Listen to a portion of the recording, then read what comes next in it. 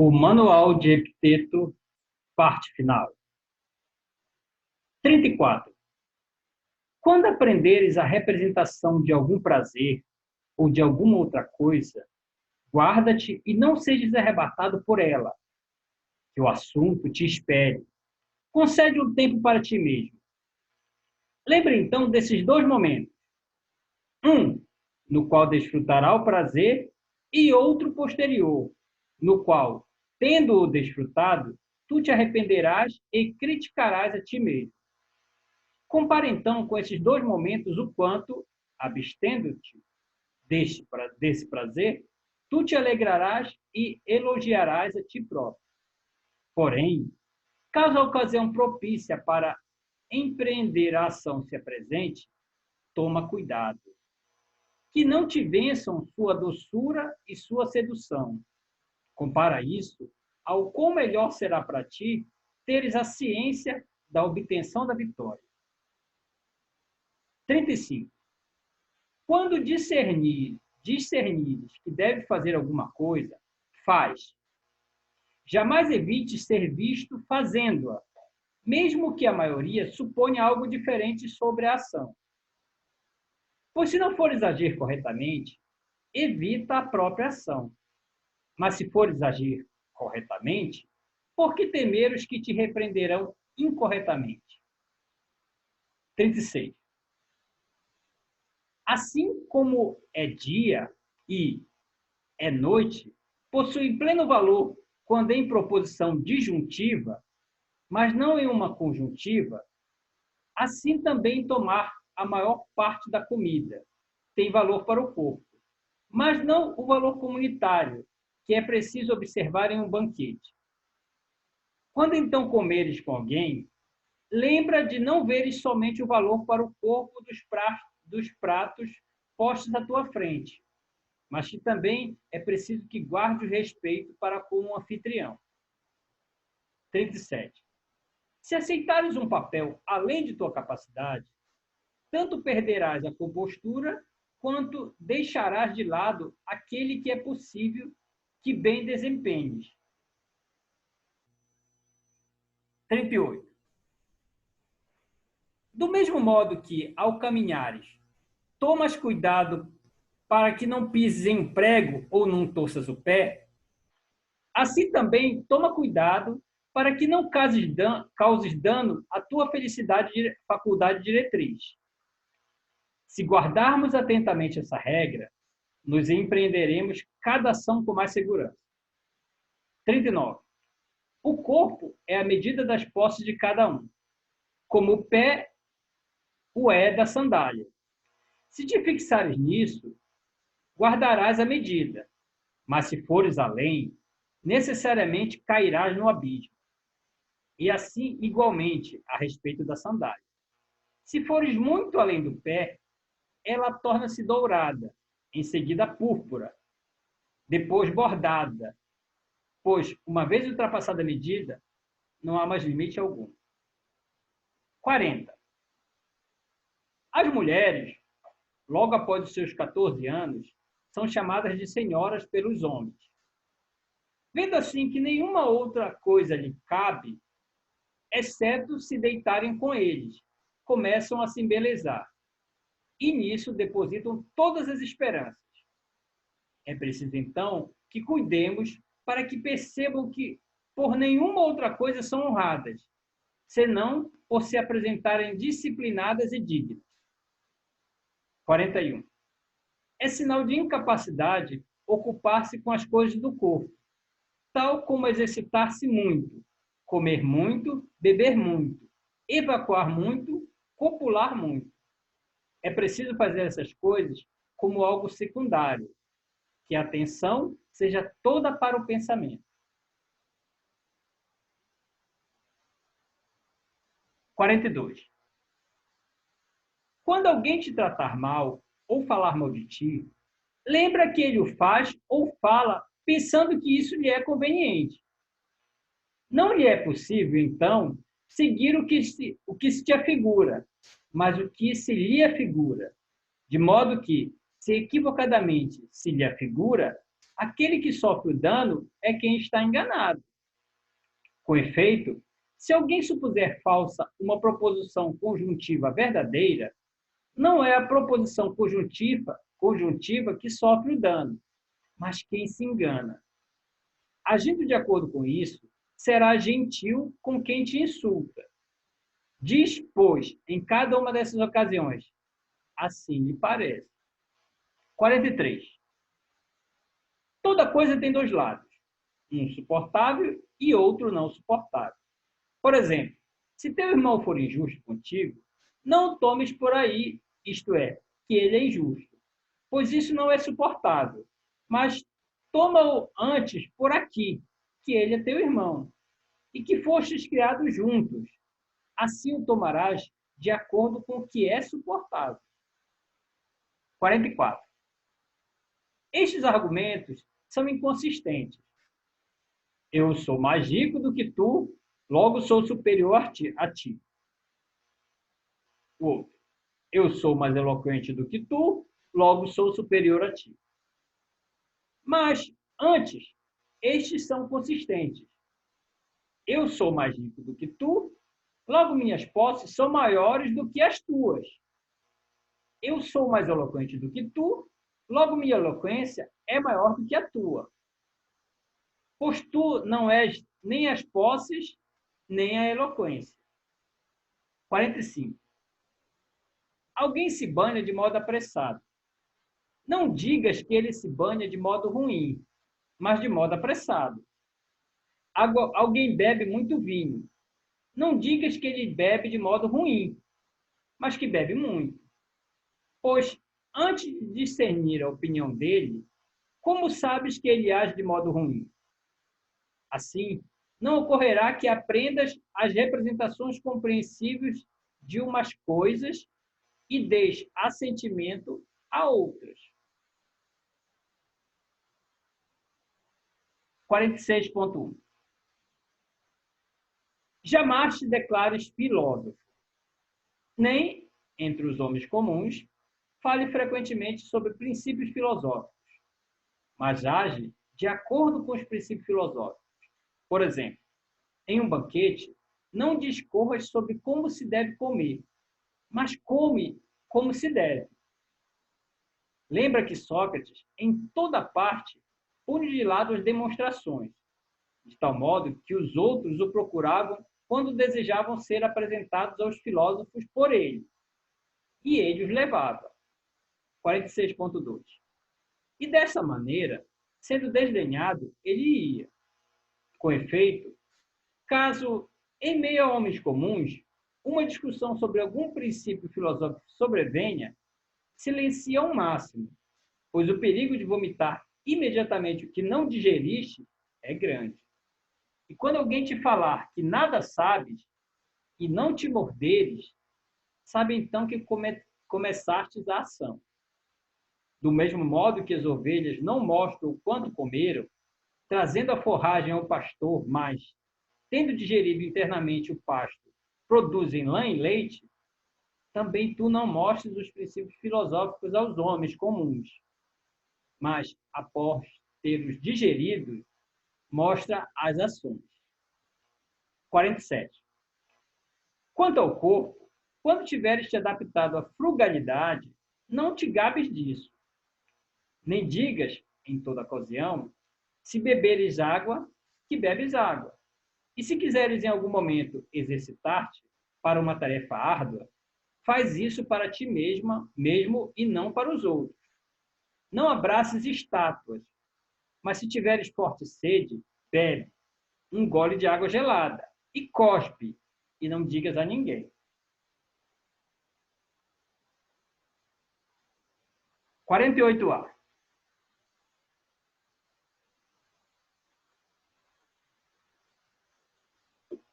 Postura e caráter do homem comum.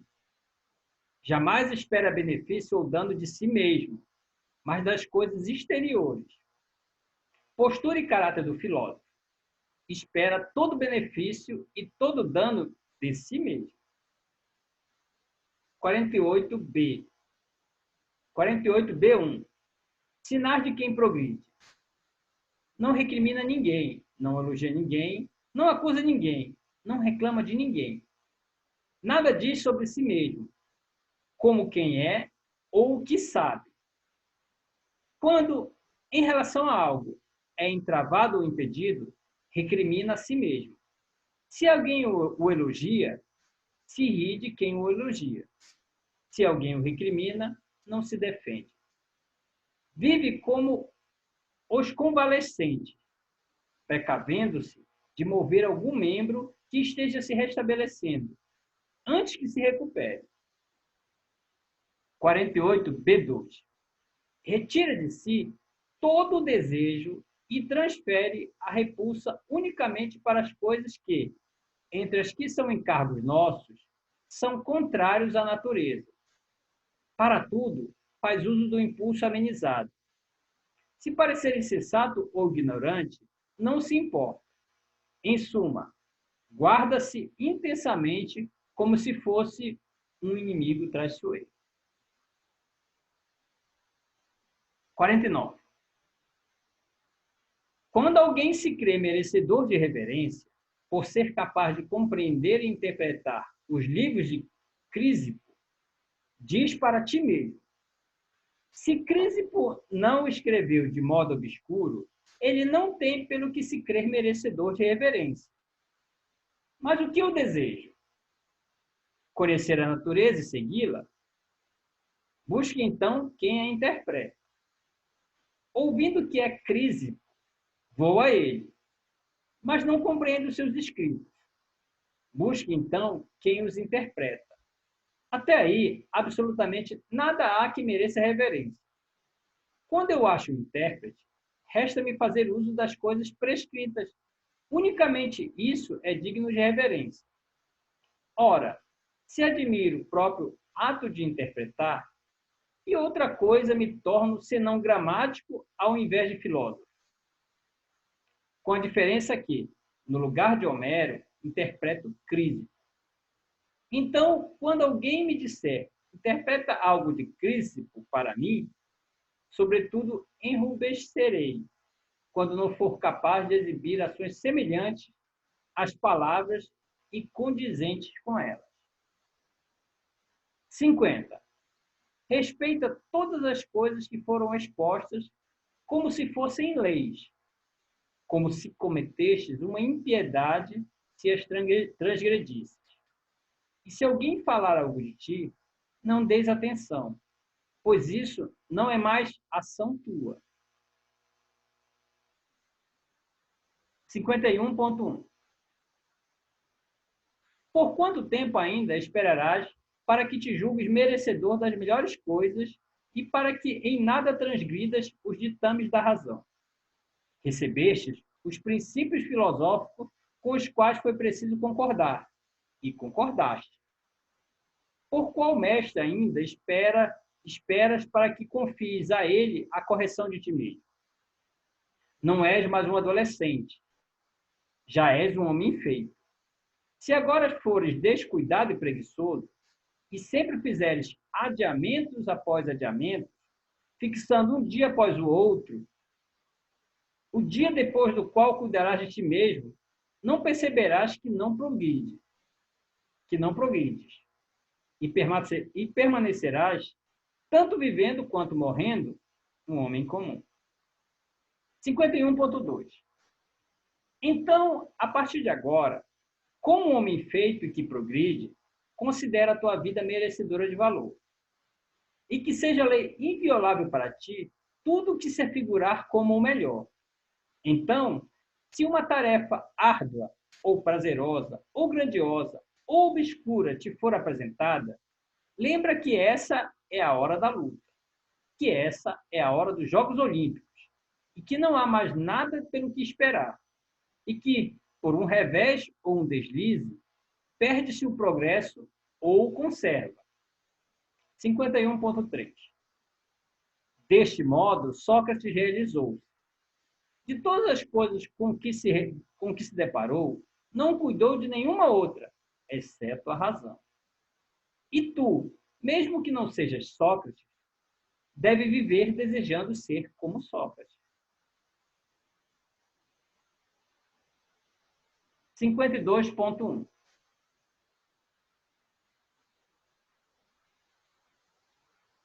O primeiro e mais necessário tópico da filosofia é o da aplicação dos princípios.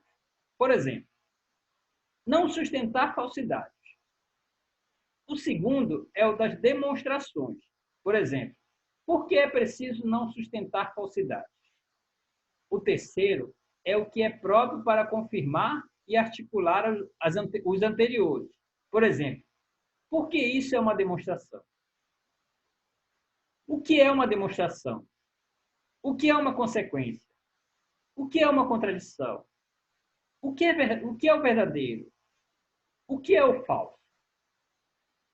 52.2. Portanto, o terceiro tópico é necessário em razão do segundo, e o segundo em razão do primeiro. Mas o primeiro é o mais necessário e onde é preciso se demorar.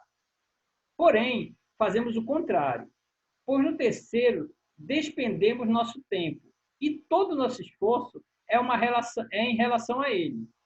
Mas do primeiro descuidamos por completo. Eis aí por que, por um lado, sustentamos falsidades e, por outro, temos à mão como se demonstra que não é apropriado sustentar falsidades.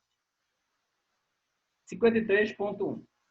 É preciso, em toda ocasião, ter à mão o seguinte: conduze-me, Zeus, e tu também, destino, para o posto ao qual um dia fui designado, que, diligente, eu vos seguirei. E se, mal me tornando, não o quiser, ainda assim vos seguirei. 53.2. Aquele que, de modo justo, ceder à necessidade é, para nós, sábio e conhecedor das coisas divinas. 53.3. Criton, se assim é desejado pelos deuses, que assim seja. 53.4. Anito e Meleto podem me matar, mas não podem me causar dano.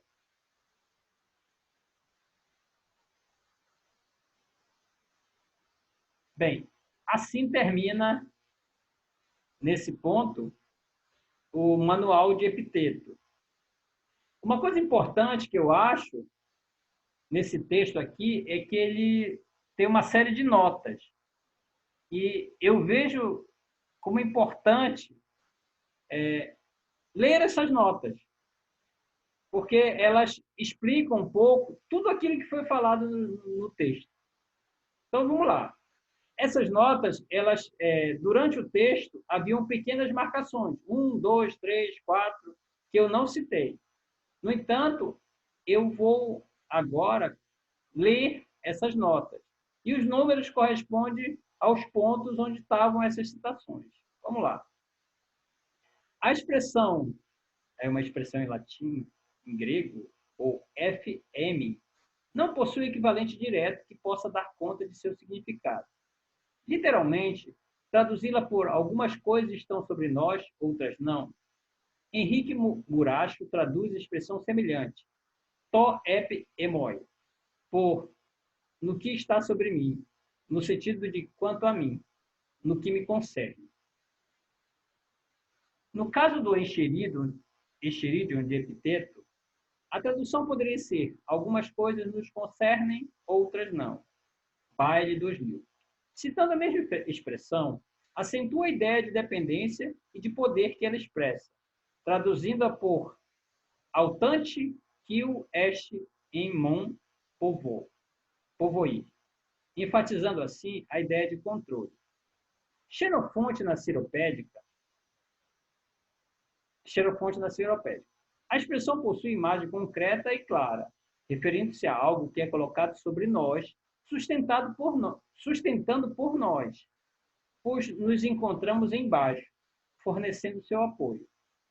A opção por encargo nosso acentua a ideia de responsabilidade que temos quanto a isso que está sobre nós, e do que somos a coisa primária. A expressão é diferentemente vertida por diferentes tradutores. Uma coisa importante relembrar aqui. O grego antigo, ele tem muitos, mas muitos termos que não existe correlação em português. E é isso que agora o autor está mostrando, que uma mesma expressão, ela parece ter diferentes significados em várias traduções, mas justamente por isso, porque é uma opção do tradutor, justamente por não ter uma opção, um termo que corresponda em português. Isso vai acontecer o tempo inteiro nessas notas. A nota 2. Hipolepsis. Substantivo relacionado ao verbo hipolâmbano. Expressa a ideia de sucessão e de substituição, adquirindo os sentidos de réplica, resposta, concepção e pensamento.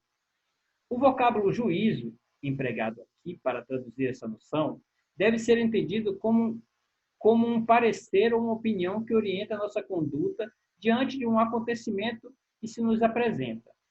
Vale a pena ressaltar que, no contexto deste capítulo, o vocábulo está associado ao verbo oio, traduzido aqui por pensar. No capítulo 20, apresenta-se uma associação clara entre hipolepsis e dogma, opinião. No capítulo 5, apresenta-se também uma associação entre dogma, opinião, e fantasia, representação, por meio do verbo phainomai, afigurar.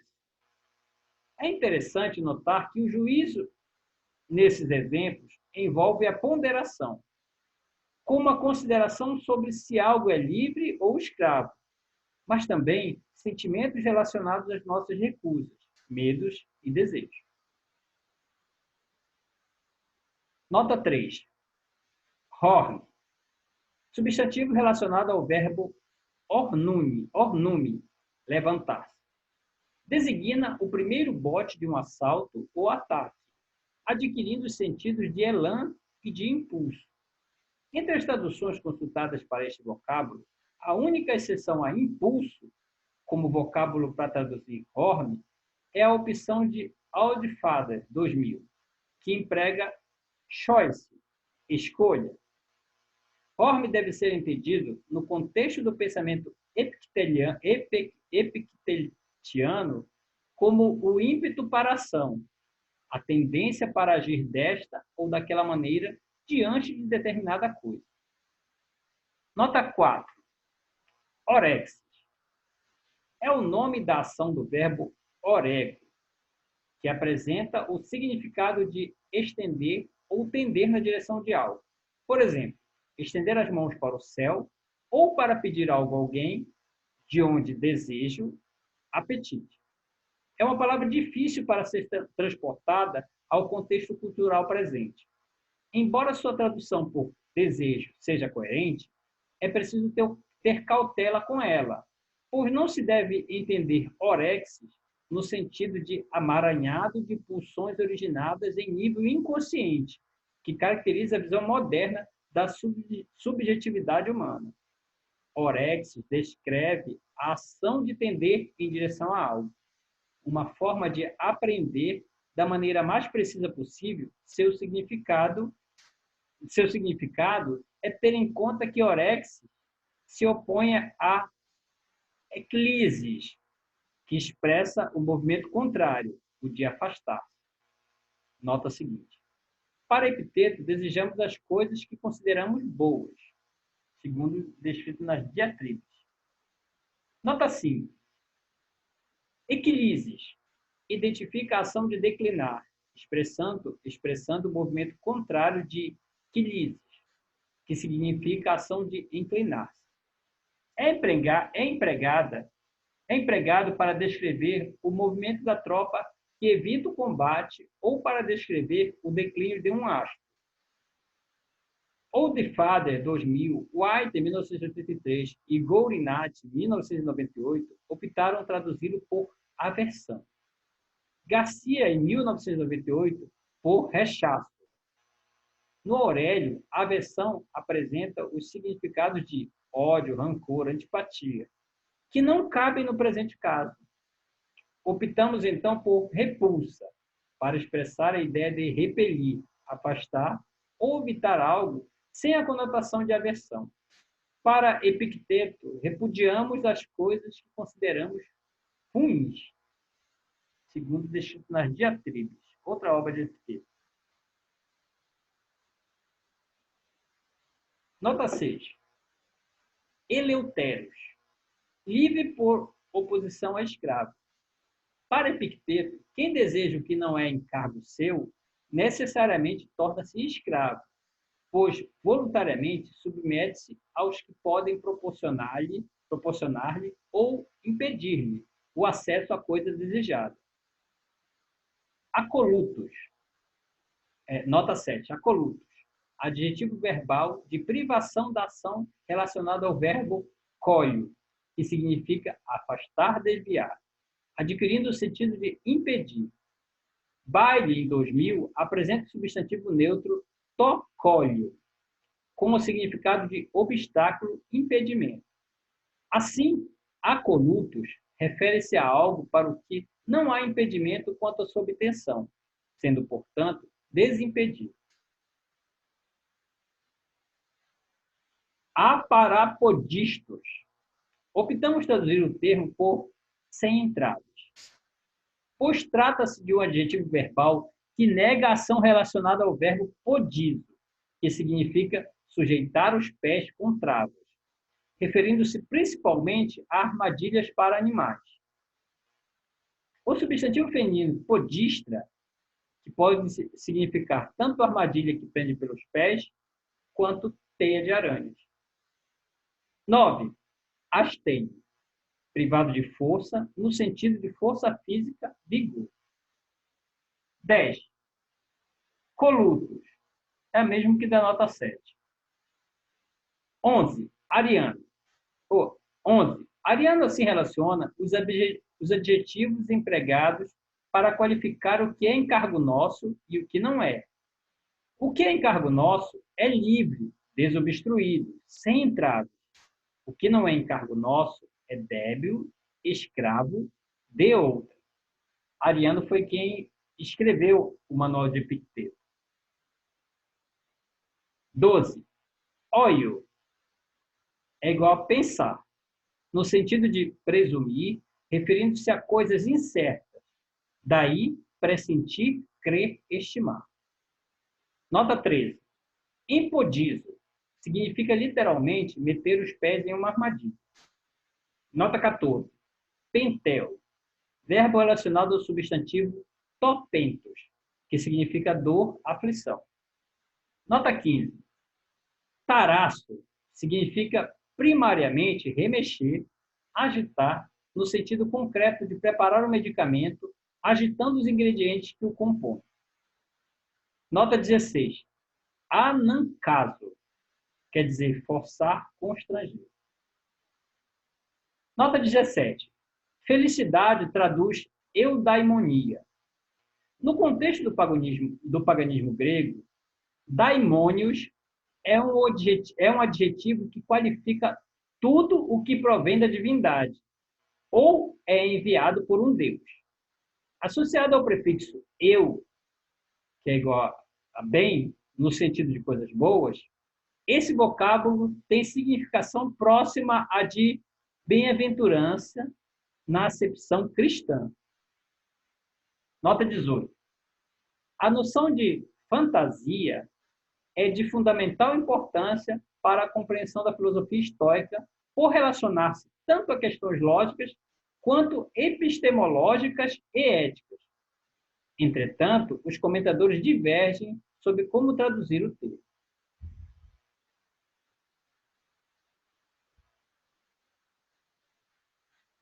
E aí tem uma sequência de escritores, comentadores que citam esse termo. Embora tanto Cleanto quanto Crísipo considerem a fantasia uma modificação da faculdade diretriz, eles divergem ao explicar essa mudança. Para Lessig, 1998, página 6, Crísipo parece criticar Cleanto para aceitar uma concepção ingênua de representação mental, segundo a qual as fantasiae perceptivas são cópias de qualidade que os objetos representados possuem. Ele se baseia em Diógenes Laertes. Além disso, Anas, em 1991, páginas 74 e 75, compreende estar implicado nas observações de Crícipo que as fantasiae são proposicionais ou articuláveis em forma linguística. Ora, quantas alternativas para traduzirmos o termo fantasia? Parece-nos que a impressão está mais próxima de Cleantro que de Crísipo, pois a metáfora utilizada por Cleantro para introduzir o conceito em questão é justamente a da impressão sobre a cera, metáfora que é criticada por Crísipo, por seu caráter imagético. A concepção de Crísipo sobre fantasia, adotada desde então pelo estoicismo, é que ela tem duas facetas. Uma sensível, pois, como dissemos, trata-se de uma modificação da faculdade diretriz, e outra virtual, pois a essa modificação é afixado um juízo que descreve e avalia aquilo que efetuou a modificação. Assim sendo, parece-nos que a palavra representação, que possui, de acordo com Aurélio, o sentido filosófico geral de conteúdo concreto apreendido pelos sentidos, pela imaginação, pela memória ou pelo pensamento, serve para o nosso propósito, e por ela traduziremos fantasia. Nota 19. Trata-se do adjetivo tracho, apresentado por Bailey em 2000, com o significado de rude, adquirindo diversos sentidos, dependendo do substantivo ao qual esteja ligado. Áspero, ao se tratar de uma pedra, pedregoso, ao se referir a um rio ou a um terreno, rouca, ao qualificar um tipo de voz, grosseiro, duro, cruel, violento e irascível, ao se referir ao comportamento de alguém. Simplício, no seu comentário ao Encherídeo de Epiteto, observa que tal representação é chamada tracheia, quer dizer, dura, bruta, por ser contrária à razão, tornando áspera a vida. Nota 20. Fenômeno. O que está se manifestando ou se mostrando, particípio presente médio do verbo faino. Nota 21. Apangélia. Substantivo relacionado ao verbo epangelo, ou epangélia. Substantivo relacionado ao verbo epangelo, que significa primariamente anunciar, declarar, proclamar, adquirindo também os sentidos de ordenar, comandar, prometer. A opção por propósito dá-se em razão do significado de finalidade, registrado no Aurélio. Nota 22. Trata-se aqui com a oposição entre orexis, quer dizer desejo, e eclisis, quer dizer repulsa. Nota 23. No âmbito da presente tradução, natureza é nosso vocábulo para verter physis. Nota 24. Aforme designa o ponto de partida, adquirindo os sentidos de origem de algo. Pretexto para fazer algo, significando também base para operações militares. Entre os estoicos, o termo é empregado para designar o princípio contrário de orme, conforme a nota 3. Nota 25.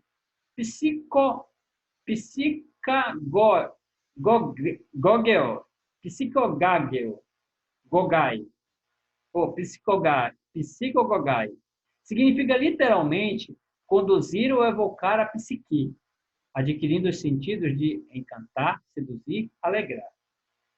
Esterbo, amor fraternal expresso entre pais, filhos e cônjuges. É empregado também em relação a animais de estimação e a valores morais, como o amor pela justiça. Pró-haireses. Segundo o Bailey 2000, o termo expressa a escolha antecipada, a tomada de partida ou o desejo premeditado. adquirindo os sentidos de vontade, plano e intenção, marcando oposição com ananke, quer dizer necessidade. Em alguns textos, é vertido por livre-arbítrio. O termo é traduzido como moral purpose, por Oldfather, em 2000. Choice, por White, em 1983. Choice, por Gouriant, em 1998.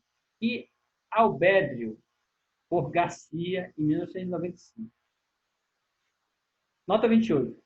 Literalmente, caso haja algo de maneira a entravar o banho, a expressão de maneira a entravar o banho seria uma possibilidade de tradução praticamente literal para o advérbio empodon, relacionado ao verbo empodizo, que quer dizer meter os pés em uma armadilha, que aqui vertemos por entravar-se. No capítulo 1, entravar-se refere-se a dar razão a desejos cuja satisfação não dependa de nós, levando-nos a aflições e sofrimentos. Neste capítulo, o termo relaciona-se a aborrecer-se e deixar-se de desviar por acontecimentos que não antecipamos. 29 igual a nota 2, 30, nota 30.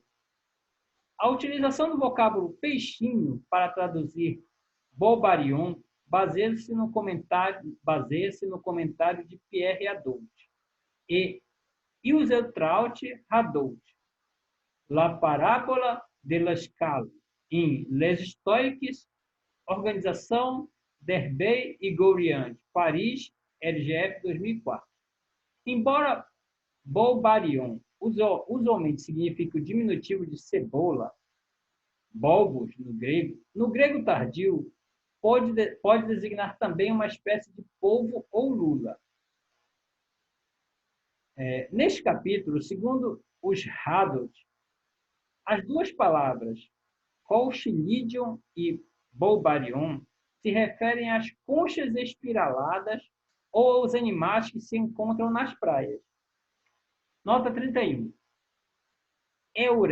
Euroel, verbo relacionado ao adjetivo euros, que em um dos seus significados mais concretos qualifica um fluxo de água, o jorro de uma fonte ou a correnteza de um rio, que flui facilmente. Essa ideia de um fluxo de água, que ocorre sem encontrar obstáculos, é empregada por epiteto para qualificar uma condição de vida tranquila, próspera, sem entraves que motivem a agitação e sofrimento. A frase grega que vertemos por "a tua vida terá um curso sereno" é traduzida como "Your life will be serene", por Oldfather 2000, e "Your life will go well", por White, 1983. Tavi suivra un cos hereus, por Gorinat, 1998, e Viverás Sereno, por Garcia, 1995. Nota 32, igual a nota 27. Nota 33. Cartéria. Substantivo feminino relacionado ao verbo cartereu, que significa ser firme, forte, adquirindo o sentido de ser obstinado e ser paciente. E ao adjetivo carteros, quer dizer forte, firme, sólido. A adoção de perseverança liga-se à sua relação com a ideia de manter-se firme em um comportamento, mesmo diante de dificuldade.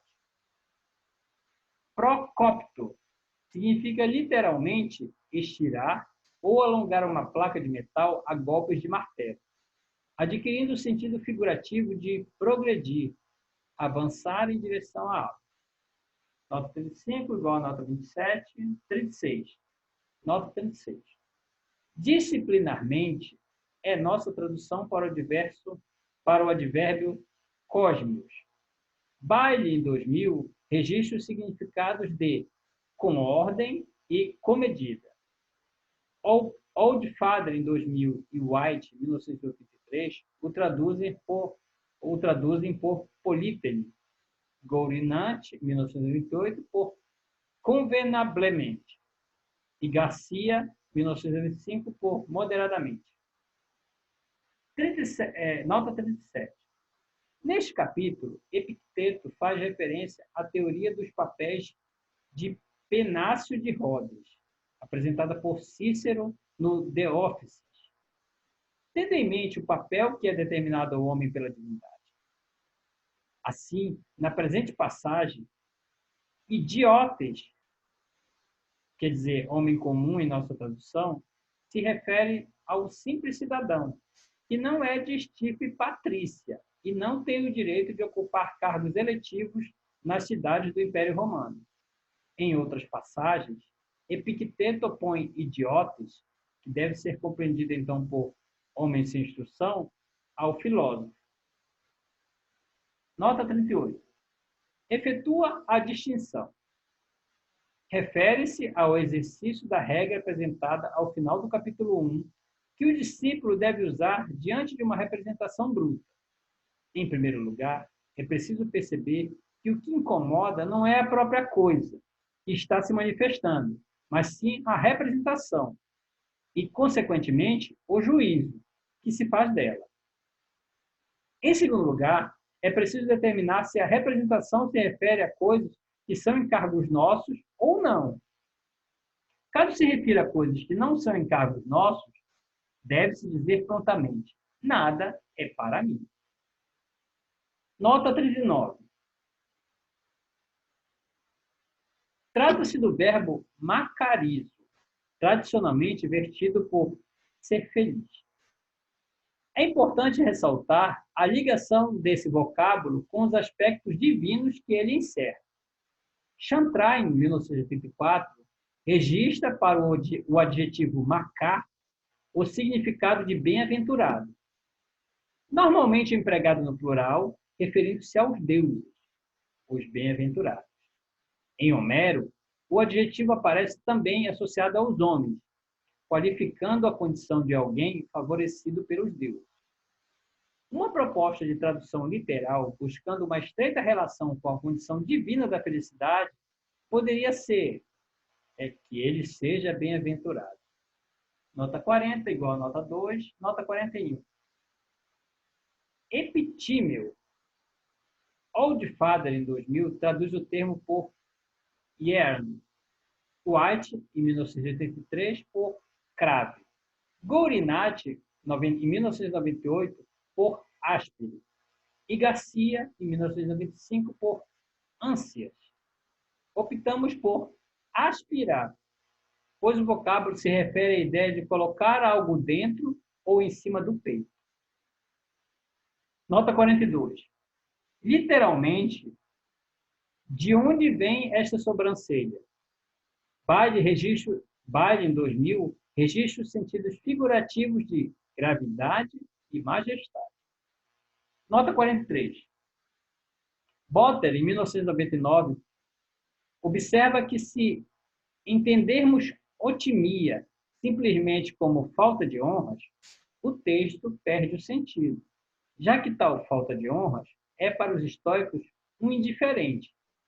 Assim, é preciso distinguir entre o real e a aparente atimia, sendo aquela um mal verdadeiro, na medida em que é compreendida como falta de valor, e esta um mal aparente, na medida em que é compreendida como um mero fato de não ser valorizado pelos outros. A identificação de time com excelência moral e atemia com o seu contrário é doutrina estoica genuína, segundo Estobel, Cícero e Botta. Assim interpreta o que Epicteto quer dizer na passagem em questão. Temes a atimia. Estás certo, porque ela é má e vergonhosa. Entretanto, a atimia não é o que pensas. Ela não depende do que os outros fazem ou pensam sobre ti, mas apenas de ti mesmo.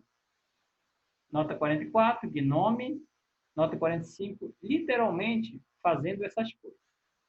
Nota 46. Polinices. Polinices e Eteócles são filhos de Édipo, que se envolveram em um conflito mortal pela obtenção do poder em Tebas. Essa trama é utilizada como pano de fundo na tragédia Antígona, de Sófocles. Nota 47.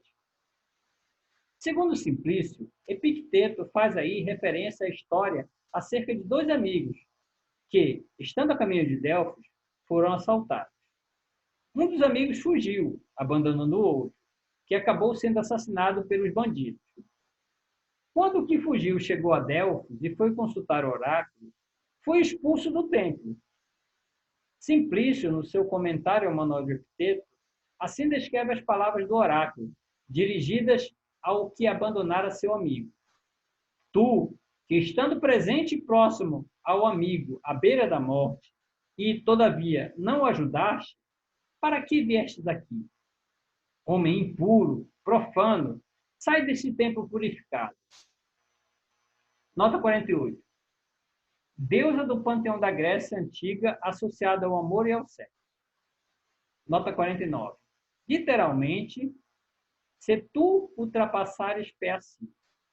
Aqui se faz referência às sandálias cujas correias se estendem pé acima sobre as canelas. Nota 50. Aidemones. Nota 51. Neste capítulo, Epicteto faz uma analogia entre uma ânfora e suas duas asas, labas, e cada coisa, pragma, do mundo e os dois modos de abordá-la. Ânforas eram objetos de uso diário na antiguidade, mas não são mais, o que dificulta nosso trabalho de tradução. Epicteto nos diz que uma das asas é fóreton e a outra afóreton. Literalmente, uma é sustentável e a outra é insustentável. Por exemplo, por uma se pode, por outra não se pode sustentar a ânfora. Na presente tradução, achamos por bem suprimir a referência a asas e verter a primeira fase simplesmente por toda coisa tem dois lados. Como a tradução literal dessa frase seria: toda coisa ou negócio tem duas asas. Pensamos em traduzir fóreton e afóreton por adequado e inadequado e inverter a passagem da seguinte forma: como uma ânfora, toda coisa tem duas asas, uma adequada, outra inadequada para abordá-la. Entretanto, tal tradução faria desaparecer algo importante que é expresso no texto grego. Dizer que uma das asas é insuportável é dizer que tomar o assunto por aí, além de ser moralmente errôneo, causa dor e sofrimento, pois, para os estoicos, o sofrimento, que quer dizer patos, ou é efeito de uma falsa opinião, ou se identifica com uma falsa opinião. Por exemplo, o modo equivocado de lidar com a realidade. A primeira posição é a de Zenão de Sítio, e a segunda é a de Crise, que é seguida também por Epicteto. Nota 52, Teorematon. Nota 53, aneimene, participo do verbo anieme, adjetivo vocábulo impulso. A expressão é desse modo vertida por outros tradutores. Aí são vários termos em inglês e usa em todo o impulso não forçado. Garcia, 1995. Nota 54. No presente capítulo, buscamos unificar o sentido de seminos, que quer dizer reverenciado, augusto, sagrado, e o verbo relacionado seminuno, que quer dizer exaltar, afetar, um ar grave e solene, para dar conta do jogo de palavras proposto no texto. Assim, traduzimos seminos por o que merece reverência e seminuno por cresce merecedor de reverência. Fim das notas.